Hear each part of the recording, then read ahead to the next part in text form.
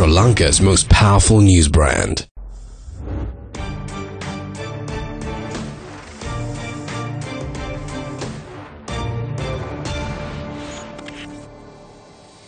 Hello and welcome to Crosstalk, where all things are considered. I'm Peter Lavelle. What was Russiagate is now quickly becoming FBI-gate. Who will investigate the investigators? Also, does the U.S. have a real North Korea policy? And the end of net neutrality and the start of internet apartheid.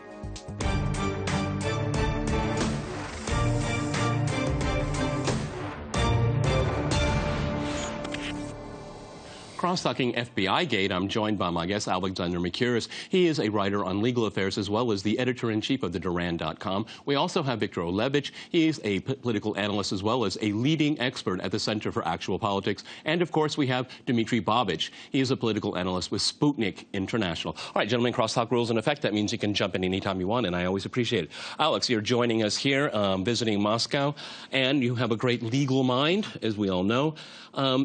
I think it's fair to say this is FBI-gate, because there never really was a Russia scandal. I mean, after, what, 18 months?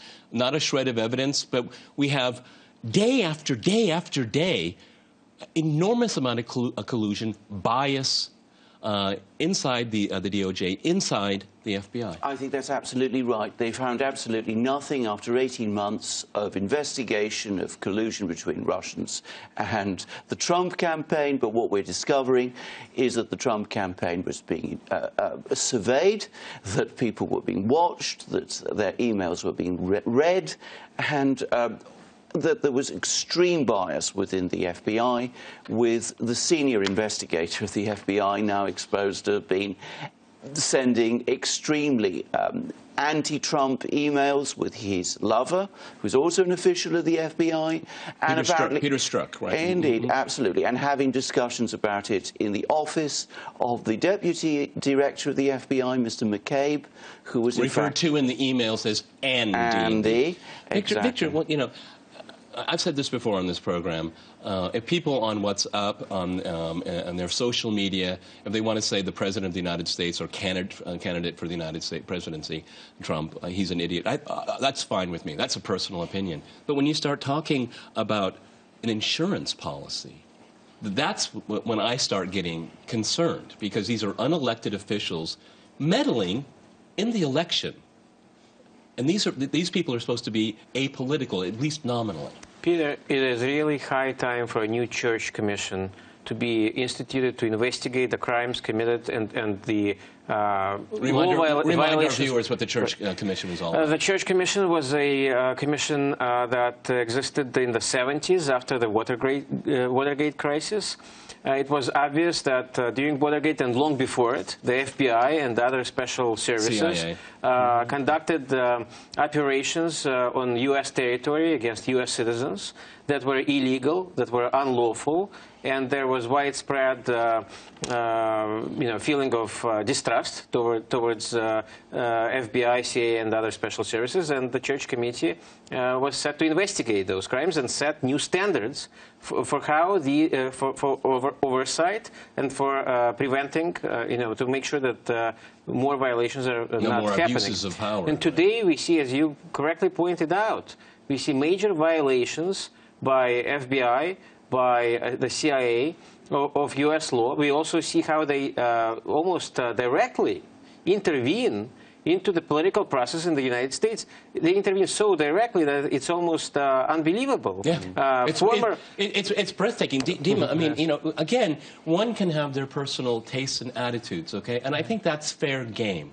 Okay, everyone has an opinion here. But when they bring it into the office, we have this case of Bruce Orr, his wife, a high official in the FBI. His wife is working at Fusion GPS, where all of this started from this salacious dossier, and his wife was over there? Yes. And that's not disclosed to the public? It's not disclosed. He actually didn't even tell his boss at the FBI that he had meetings with Christopher Steele. I mean, if that isn't collusion, then we have to find another word, because this is just outrageous. You're absolutely right, but actually if we look at this whole presidential election, why is no one investigating the cases when Obama quite publicly said, this guy, Trump, will not be elected the President of the United States, I assure you. He said it to G7 leaders. Wasn't that interference into an election by the acting president? But talking about the FBI, obviously FBI, when they interrogated Flynn, they had the transcript of his conversation with the Russian ambassador, Sergei Kislyak. So what they did was really ugly. They caught him on deviations. Obviously, he did not record his conversation. He did not remember it. Because he was on vacation. Who knows? He was probably on the beach drinking a pina colada, and he didn't take any notes, okay? Absolutely. And well, he does say something about his qualifications. Yes. For a former that's head good of point. the Defense Intelligence Agency to get into that situation, he does say something about his qualifications. But I'm sorry to interrupt.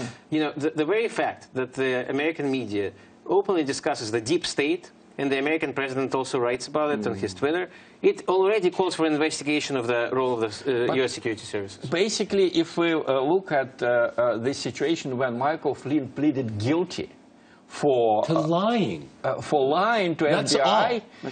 Well, it all reminds me of Stalinist logic. You know, Andrei Vyshinsky, Stalin's star prosecutor during the show trials, he said that confession is the queen of proof, the queen of evidence.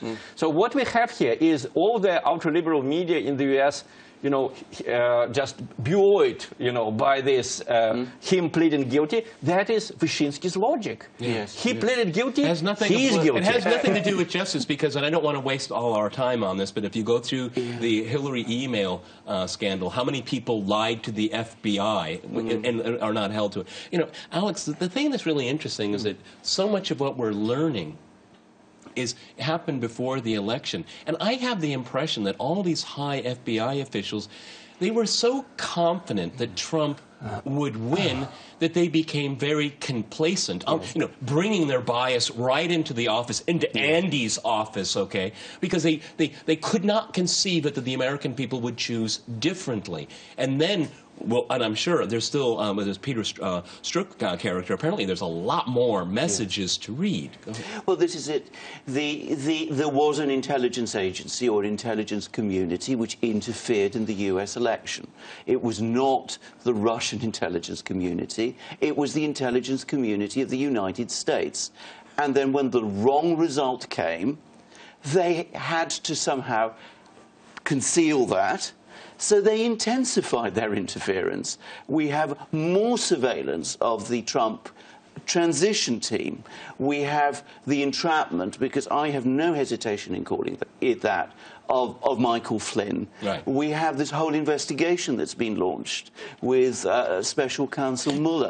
It's really interesting, Victor, that Michael Morrell, the former acting director of the CIA, came out and told Susan Glasser over at Politico, essentially admitting that there was a cabal and how they dealt with the election of President Trump. And he's very transparent. I mean, this is the highest-ranking CIA official to come out and talk about this. And I think he made a big mistake. He showed his bias before the election, okay, which was remarkable for so many people. He wrote that piece for the New York Times, very open. He is generally somebody who is pretty open about what he thinks, especially for an intelligence officer.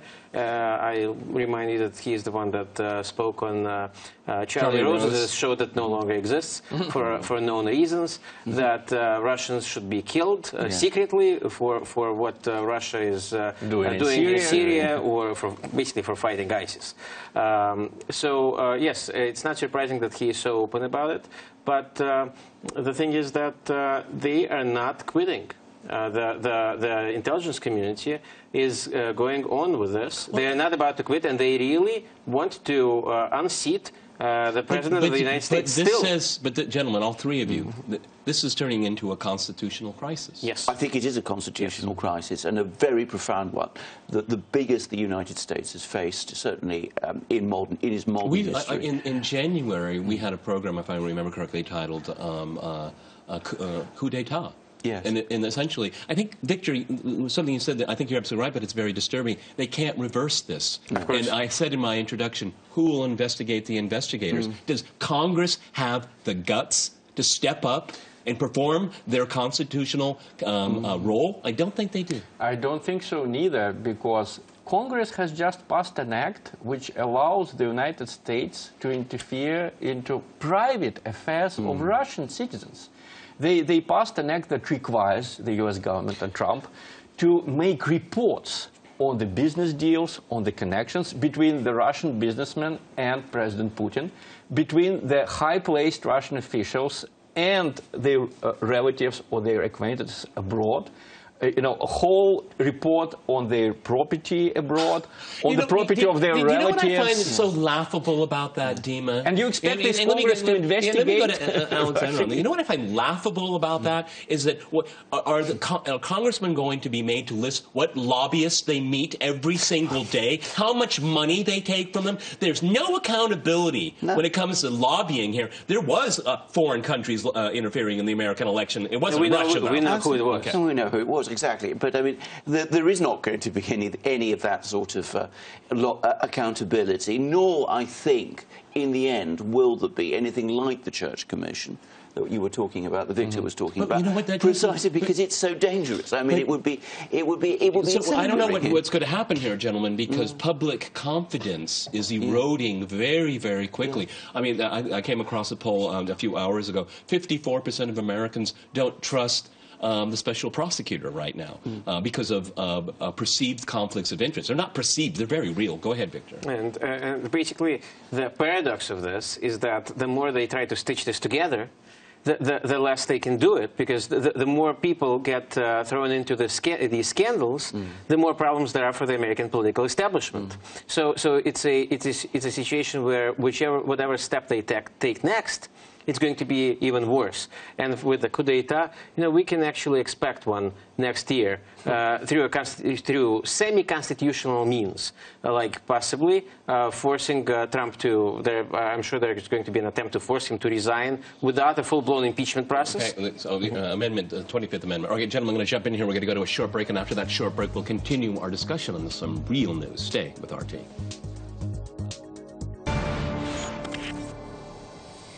Welcome back to Crosstalk, where all things are considered. I'm Peter LaBelle. To remind you, we're discussing some real news.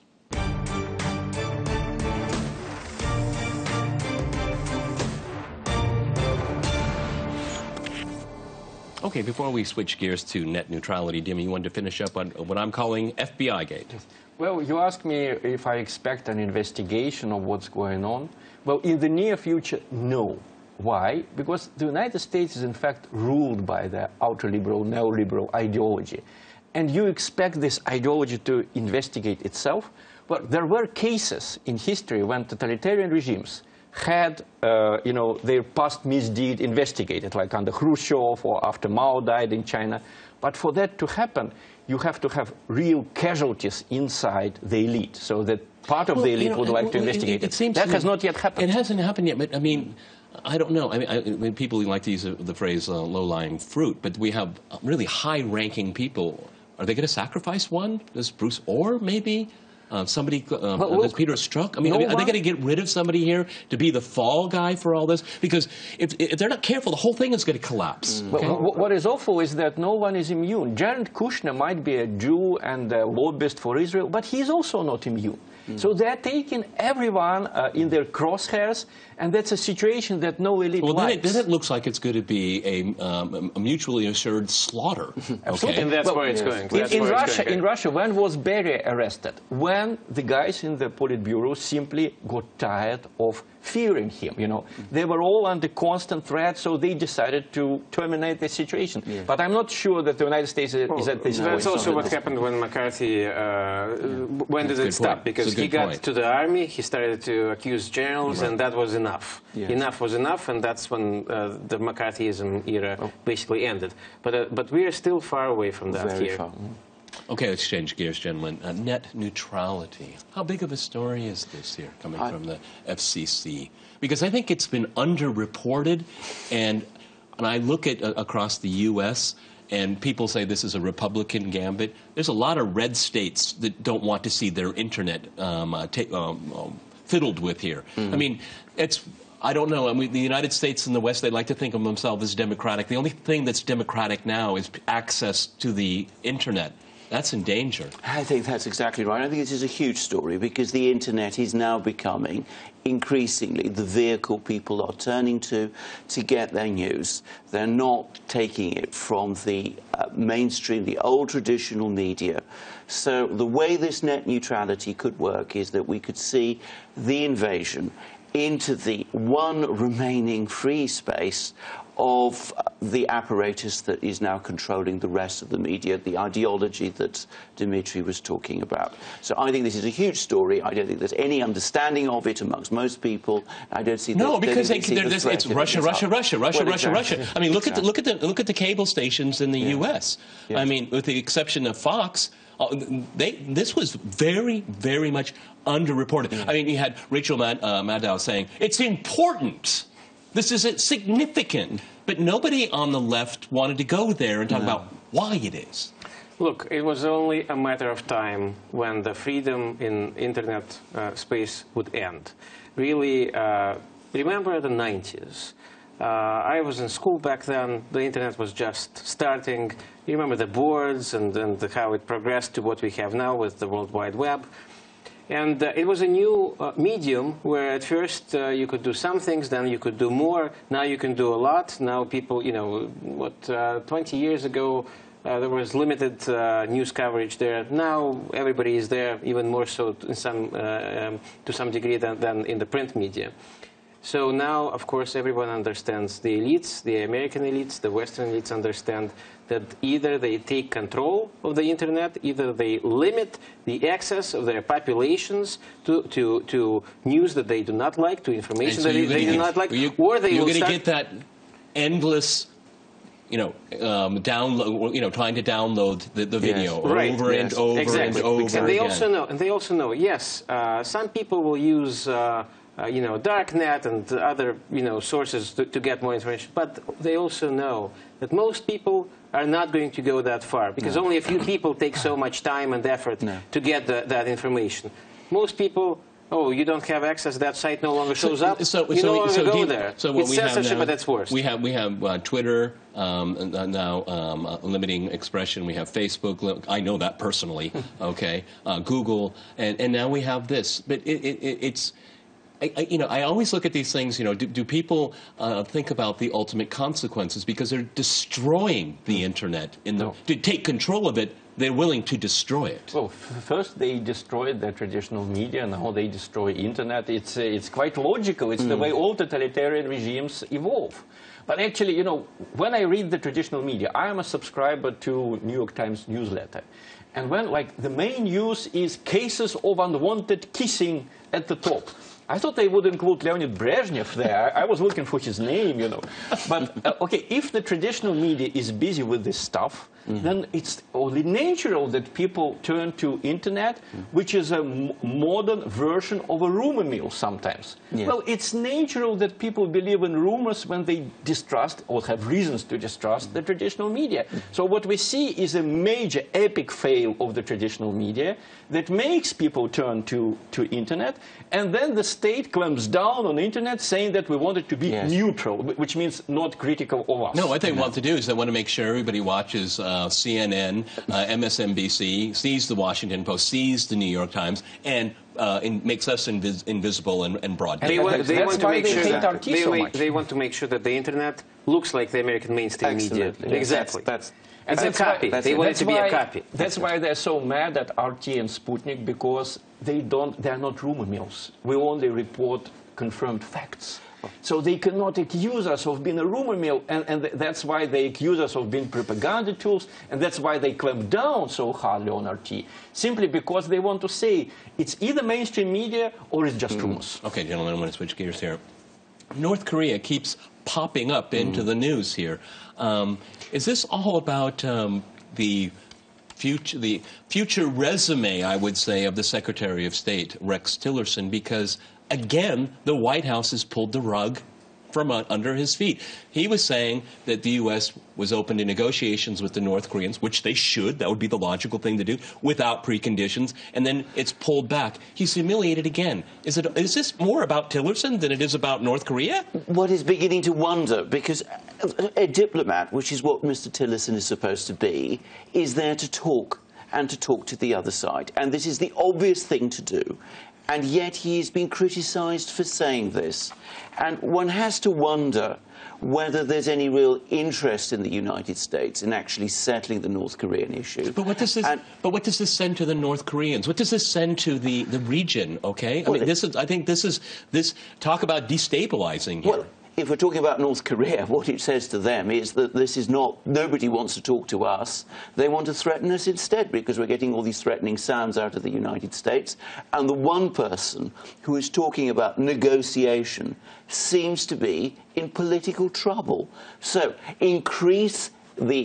accelerate your nuclear program, accelerate your ballistic missile program, because negotiations But at the same time, we had the impossible. Secretary of State Mattis. He kind of pushed back on how threatening the North Korean missile program is. Look, Trump's approach to North Korea is not constructive at all. No. And whatever way he takes from now is going to make the situation even worse. If he keeps on making direct threats against North Korea and against its leader, and not acting on them, then the United States is going to look more and more like a paper tiger, not just in the eyes of Pyongyang, but in the eyes of the entire Asian-Pacific region and in the eyes of the entire international community, including American allies in the region, Japan, South Korea, others. Now, if Trump actually attempts military aggression against North Korea, this is going to lead to a regional geopolitical catastrophe with mass casualties in South Korea, in Japan, in North Korea, possibly in other countries. Possibly even in Russia. And well, let's hope not. And mass casualties, let's hope none of this happens. Sure. And mass casualties among American personnel and civilians living in South Korea. I'll remind you that there are more than 20,000 American soldiers and officers stationed in South Korea, plus many more civilians with U.S. passports that live in South Korea, many of them in Seoul, that would be destroyed, destroyed on the first day of such action.